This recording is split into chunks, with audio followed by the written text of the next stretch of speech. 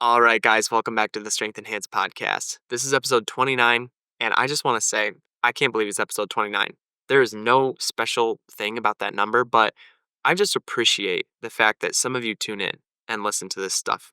I love making it for you, and I hope that you appreciate it. And all of your encouraging comments to me in the past have been so appreciated by me. So thank you for tuning in. Today, we're continuing the self talk series. We're talking about power today, how God has promised us power in His Word, and how we're supposed to use that even in the midst of our human weakness, because we're going to feel powerless sometimes. So, that is the question of the day. Have you ever felt powerless? Now, you guys know that I like languages, right? I think I've mentioned that before. In German, there's a phrase, wird ohnmächtig. What that means is to become powerless. And if you translate that into English, that's the phrase they use for meaning to pass out. So if you've ever passed out, du wirst ohnmächtig. That's what they would say. Um, so maybe you played in sports and you got clocked in football, or uh, maybe you were like me as a kid and you would stand up too fast and you'd get dizzy and lightheaded and you'd fall on the ground. Yeah, that used to happen to me all the time. Whatever the case, if you've ever passed out, you have become powerless and you know what that feels like. It's not a great feeling. So maybe you've never passed out, but everyone has felt powerless at some point. Maybe you had a situation with a bully and you were powerless against the bully, or you felt like you couldn't face the test that you had to take, or you had a sin in your life that you just couldn't conquer. You were powerless against it. These are things that God has promised us that we can overcome. That that is what we're going to talk about. We're going to talk about the power that God has promised us. So I'm going to ask a second question of the day is, when have you felt power? Everyone loves to feel powerful. Everyone loves power stories. So I'm going to give you one of mine. Me and my brother and my cousin are a very tight-knit threesome, and we used to work out together all the time. And we decided one night that we wanted to complete 1,000 pull-ups together. So each one of us had to do 333, and somebody had to do an extra. And we got it done. It took like an hour, but we got it done. And this was after a whole P90X workout. That was a great feeling. We felt super powerful, super pumped. We couldn't believe that we had actually accomplished it. And that is the stuff that people love to talk about, you know, the mountaintop feeling. I overcame, right? So the thing is, in life, we have those moments that are so great and we love talking about it. But it's amazing how quickly you can go from a moment of power to powerlessness. Another story from my childhood with these same guys. I was the youngest of the three, and I looked up to them. I was kind of shy as a kid, and I felt privileged to be even part of the threesome because they were bigger than me, stronger than me, older than me, taller than me, right? And so we would play together all the time, all sorts of different games. But I would usually be the first one to get hurt, either physically or emotionally. And I remember one time feeling the disconnect, like, wow, I was just having a great time with these guys, and now all of a sudden, because of something that happened or something that they said, I feel terrible and I don't want to be around them. And that kind of feeling follows us throughout life. You know, one thing happens and your like whole day is ruined or your week is crushed, right? We've got to find a way through that. Everyone has to navigate that. So God has given us some amazing promises that we're going to dig into that are going to help us get through this stuff. Now, I want to talk about something called the dichotomy of weakness and strength, and this is something that I came up with. A dichotomy is described as a division or contrast between two things that are represented as being opposed or entirely different. Okay, so you have weakness and you have strength. Now, there is um, something interesting about humanity is that we like both. We actually like both feelings, weakness and strength. Of course, we like strength because it puts us in that mountaintop mood, like we just conquered something, right? It puts us up on a platform and we feel good about ourselves. But we also like weakness because it removes responsibility off of us. So, take for example, when you are sick, right? If you're sick and you are just like lethargic and tired, you want somebody to kind of coddle you, right? And men especially tend to do this for some reason. I don't know why. Um, but it's like a joke. And so the thing is, we like that. We like sitting there and being pitied and people coming up and helping us. But the thing is, we can stay in that for way too long. That is a spot that we're not supposed to stay in permanently. It's laziness and it's apathy, is what it is. Um, so we don't want to get caught in either one of those places too long. And I'm going to talk about that. But the question I want to ask is when that happens, when you have a moment of weakness, do you actually want to get out of that weakness or do you want to be coddled for a while? Right? I know that sometimes I've felt that where I'm like, oh, I just feel tired and I just need a break. But that's just me wanting to be coddled. If I really got myself in the mindset that's right, where God has given me power to get through this and I don't have to be apathetic, then I can push through. So that's what we're going to talk about. Men have no option but to choose strength. That is the case that I would like to make. Men have no option but to choose strength because um, because God has given it to us. It's a gift and it's a promise. So this is the verse we're going to use, 2 Timothy 1:7. For God has not given us a spirit of fear, but of power and love and self-control. So we already talked about fear in the second part of this series. Love was the last episode. Self-control may be coming up, but power, right? He has given us a spirit of power. That's pretty incredible. So this is made after a reference to the gift that Timothy was given by Paul, a spiritual gift by the laying on of hands. And so to me, what this does is it's a connection between your calling and your mindset. So Timothy had a calling. He was called to be a minister in the churches, the early churches. Here is something that you need to know is that if you don't believe you have a calling on your life, then you will not seek God's power. Power is useful when tasks need to be done. If there's no tasks that need to be done in your mind or in your perspective, you won't seek the power. So it's important for you to seek out what God wants you to do. And maybe I'll have to make an episode about that too, is how to know what your calling is. Um, but if you already know what it is, don't make any excuses not to do everything you can to get it done because God has given you what you need. He's given you the spirit of power. So now I've already talked about the fact that sometimes in life we're going to fail. We're going to think we know what our calling is. We're going to try to pursue it. We're going to try to accomplish it and it doesn't work. So when that happens, what do you do? The question is, does your failure make the promise of his power less true? No, it does not. So Paul says to fan into flame the gift that you've been given. So picture a small flame, it's smoldering, it's kind of dying. You have to fan it into flame. You have to continue to um, put kindling on it. You have to continue to tend to it. It's not something that's just going to burn on its own. You have to tend to it. And that's what we need to do with our gifts. I talked about talents. You're talented. You've got something that you can do for the Lord. And now you just need to fan it into flame.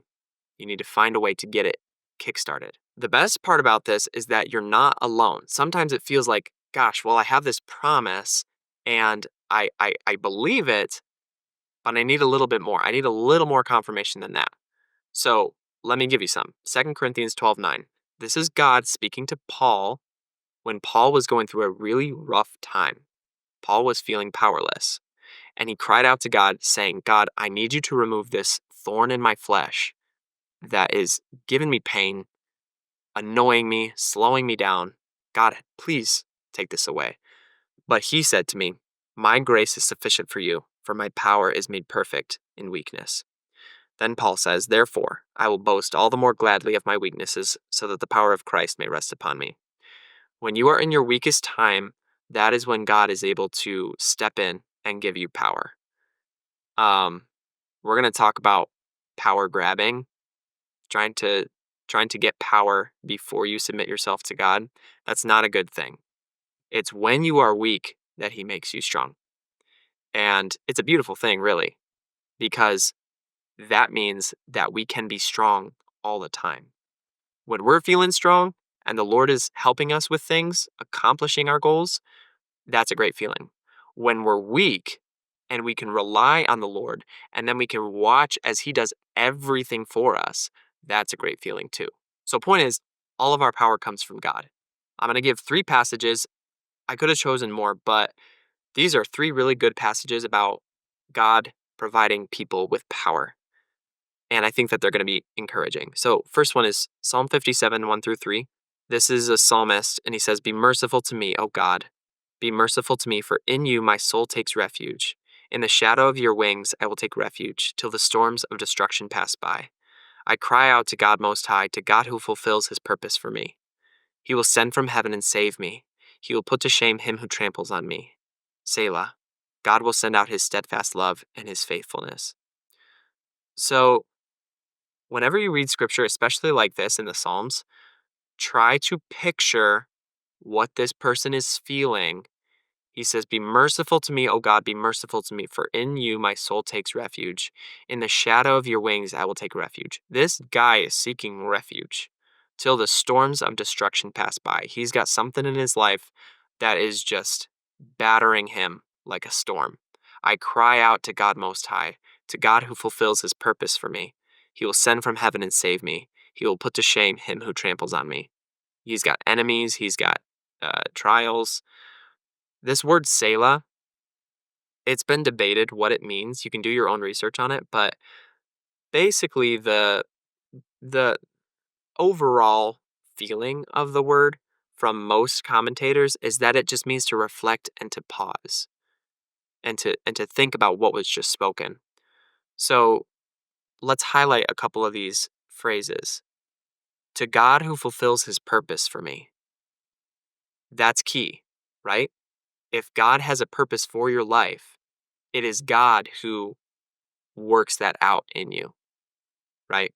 He's working alongside of you to get his purpose done. And in fact, he does it for you. You're just an instrument. You're just a tool in his hand to create a beautiful story. And then he says, he will send from heaven and save me. So you have this picture of like this rescuing God who gives us salvation, who gives us the power to get through our situation, our struggle. That's really, really cool. Let's go to 1 Samuel 30, 1 through 6. Now, I'm going to give a little bit of background. This is a story of David. And again, I want to highlight how powerless this person was. David was on the run from Saul, the king. David had been anointed king over Israel, but Saul was still the king in Israel. So David was like waiting his turn in line to take over the kingdom. He knew it was going to happen at some point, but Saul was trying to kill him. And so he had to flee into the land of the Philistines. And he starts working for the Philistine king. And he goes on raids. And eventually the king respects him so much that he's like, okay, you're coming with me. And we're going to go back and we're going to fight Israel, your own people. Because David had lied to him, saying that he was fighting against all these other Israelite towns when he was actually attacking the Amalekites. So Achish, the king, takes him and he wants him to fight. But then the other Philistine generals say, you can't have him fight. He's going to turn on us in battle. You got to send him away. So this is where we pick up. David returns to his city that he's kind of in charge over. So he's already been in a stressful situation where he thought he was going to have to fight his king, Saul. And he comes back to this situation. Now, when David and his men came to Ziklag on the 3rd day, the Amalekites had made a raid against the Negeb and against Ziklag. They had overcome Ziklag and burdened it with fire and taken captive the women and all who were in it, both small and great. They killed no one, but carried them off and went their way. And when David and his men came to the city, they found it burned with fire, and their wives and sons and daughters taken captive. Then David and the people who were with him raised their voices and wept until they had no more strength to weep. David's 2 wives also had been taken captive, Ahinoam of Jezreel and Abigail the widow of Nabal of Carmel. And David was greatly distressed, for the people spoke of stoning him, because all the people were bitter in soul, each for his sons and daughters. But David strengthened himself in the Lord his God. So again, imagine this scene.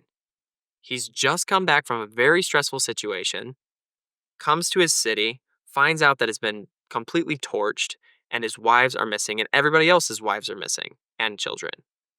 And he's in charge. He's in charge of this city, and everyone is talking about stoning him. So you have this moment where he could have been like, wow, I just feel horrible and I have no idea what to do, kind of like what I felt like as a kid. Like I just need to get out of here. I don't want to be a part of this.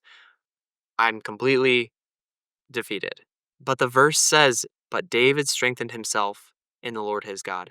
It's just like as simple as that. He strengthened himself in the Lord his God. It just, when you read that, sometimes you're like, oh, he strengthened himself in the Lord his God. But it's like, could you imagine strengthening yourself in that situation? That would be really hard. But he knew God's character, he knew God's promises, and so he strengthened himself in the Lord his God. We have one more promise that David did not have access to, coming out of Acts. And this is the last verse that I'm going to give us for power. But you will receive power when the Holy Spirit comes on you, and you will be my witnesses in Jerusalem and in all Judea and Samaria and to the end of the earth. Acts 1:8. When we receive the Spirit, we have that's the Spirit that Paul is talking about when he's talking to Timothy. He says, God has not given us a spirit of fear, but of power and love and self-control. Those are three gifts of the Spirit: power, love, and self-control. And so you just got to know that those are in your toolbox. They're in your armory. So you got to use them. You got to apply them. So I want to bring it back to us and how we can apply it. Because, like I said, it's natural for men to want power. And I would like to see men stepping out in power and accomplishing what the Lord has given for each of us. But I have a word of caution. This comes from Proverbs 25:27. It says, it is not good to eat much honey, nor is it glorious to seek one's own glory. Let that one sink in. It's not good to eat too much honey, nor is it glorious to seek one's own glory. So we think of power as a good thing, but too much of a good thing is a bad thing, right? So it's natural for young men to want to be powerful, to be dominant. It doesn't matter if it's sports or academics or video games or with girls. They want to control, they want to dominate, okay? But too much of a good thing can be a bad thing.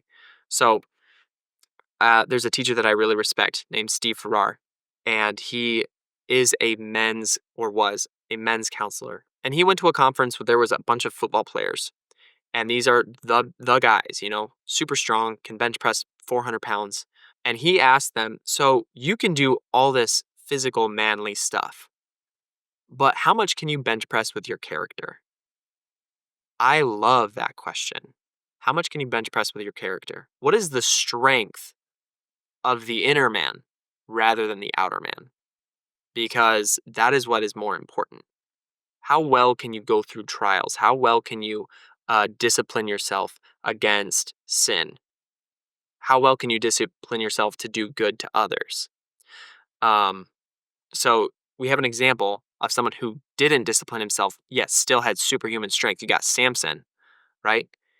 He had amazing strength. He carried off the gates of Gaza. He killed people with donkeys' jaws. He killed lions with his bare hands. But he couldn't bench press his own character to save his life. He slept with foreigners. He was a Nazarite, but he allowed his hair to get cut, and he probably drank wine, and he touched dead things, which are all the three things that a Nazarite is not supposed to do. And so he had all this physical strength and no actual power from the Holy Spirit. All he had was his strength, and when that was taken away, he was nothing. So all this goes to show that physical prowess and domination is not everything. God doesn't care what you look like or how amazing you are at Super Smash or if you're the best with the ladies. He doesn't care about any of that. What he cares about is, do you have my spirit working in you? That's what he cares about. So here is how we get ourselves under the power of God, because it is truly under the power. We're not like claiming it for ourselves. God is giving it to us, but we can't have it given to us until we are in the proper position, which is a humble position. 1 Peter 5:6, humble yourselves, therefore, under the mighty hand of God, so at the proper time he may exalt you. And this is just a repetition of what Paul already said. He said, my power is made perfect in your weakness. Until you make yourself weak, or until you become weak, you cannot be strong in the Lord. And that is really tricky sometimes. We try to go for the power grab, you know, but we have to humble ourselves again. So going back to the Samson story, the one real shining moment of Samson's life was at the very end when he lost his physical strength. He had been blinded, his hair had been cut off, and people were mocking him in a like a festival setting.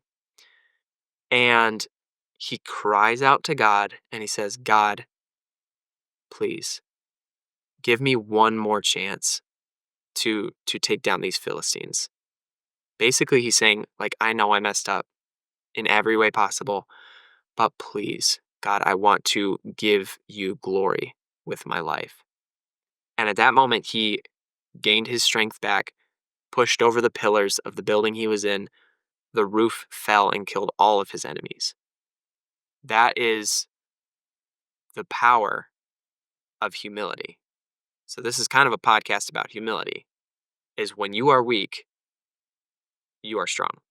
So I want to talk about 4 reactions that we can have to our failures, because this is what we're talking about. When you quote unquote fail, when you don't measure up to either your standard or other people's standards or God's standard, what do you do? Okay? You have 4 potential options for how you can react in that moment. The first thing you can do is you can deny your failure. You can just say, I didn't mess up. Like, your standard is wrong. I'm fine. Like, we're good. If I did, that was just a fluke. That's not helpful, because if you deny that there's ever a real problem that needs to be addressed, you're never going to change. You're never going to fix it. So that's the first thing you can do. The second thing is you can sit there and wallow. So that means that you admit that you failed, and then you go way deep into it, and you're like sitting there in it, like, oh, I can't believe I failed. I'm such a failure. I you shouldn't even trust me with anything again. That's kind of like that sickness that I was talking about earlier, where you're just like sitting in it and you're just like, oh man, I'm so sick. I can't move. I can't breathe. Nobody likes that. Okay. It's really hard to cheer someone up out of that. So that's not helpful either. You can try to get back up on your own. That would be like a, if at first you don't succeed, try again attitude. That is better, because you've realized and admitted that you failed, which is great. And then you're trying to make it better. But the problem is that's not really sustainable, because our strength continually fails. We're failing all the time. And so you have no source to keep you going. You have no extended battery life. You're just going to keep failing and keep failing and keep failing, and eventually it's going to wear you down to where you kind of drop back to the second option of just like, I'm just a failure. I'm just a failure. So then there's the fourth option. You can strengthen yourself in the Lord just like David did. You admit, God, I messed up. I didn't follow your word. I didn't follow your advice, and I messed up. But God, I want to do better. Help me to succeed. Help me to try again. And God, I believe in your power that you've promised to me, that you're going to come upon me and you're going to allow me to try again and have success. And if I fail again, I'm just going to come back to you again, and we're going to keep going over it until we get it right. That is the best way to let your weakness work for you. You've got to go to an infinite source if you're going to have perpetual success. And like I said, you're not going to get it right the very next time after you do that with God. I have admitted my failures to God umpteen times. The same things I've I've confessed to him and I've said, God, I messed this up. And then the next day I say, I messed it up again. And then the next day I say, I can't believe it. I just did it again. I messed up. But if you admit that, the more that you admit that, the more that the power of Christ can rest upon you.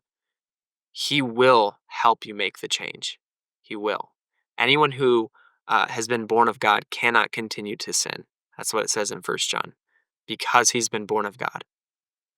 So you have to realize that that's God's plan, is that he's shaping you, he's molding you, he's going to change you, and you have the power to change. God has promised you the power to change. So whatever's going on in your life, if you've got sin, if you've got shortcomings that you're just unsatisfied with, just bring them all to God and just say, God, I lay all these failures at your feet. I'm a powerless human being. I can't do it. I can't do it. I need you to help me. And he promises to help you. Go look up some verses that talk about all the ways that God strengthens us. It says in Deuteronomy that he goes before us.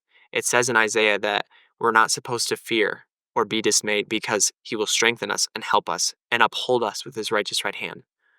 Promise after promise after promise he gives us. Joshua 1:9. Let not your heart be troubled, right? For the Lord your God is with you wherever you go. He has promised to be there and he's going to help you. So, guys, that is encouraging to me, and I hope that it's encouraging to you. That's the end of our podcast today. I appreciate you guys tuning in. If you haven't subscribed to this podcast, if you're watching on YouTube, go ahead and subscribe. You can follow us. You can share this podcast with people who you think it would help. That would be amazing. And like us, give us comments. Tell us what you want us to talk about next. You can check out the Strength Enhance Etsy shop, where we have some merchandise you can purchase and support the podcast. And we look forward to seeing you again next time. Guys, thanks for tuning into the Strength Enhance podcast. I appreciate you all. Be strengthened. I'll see you next time.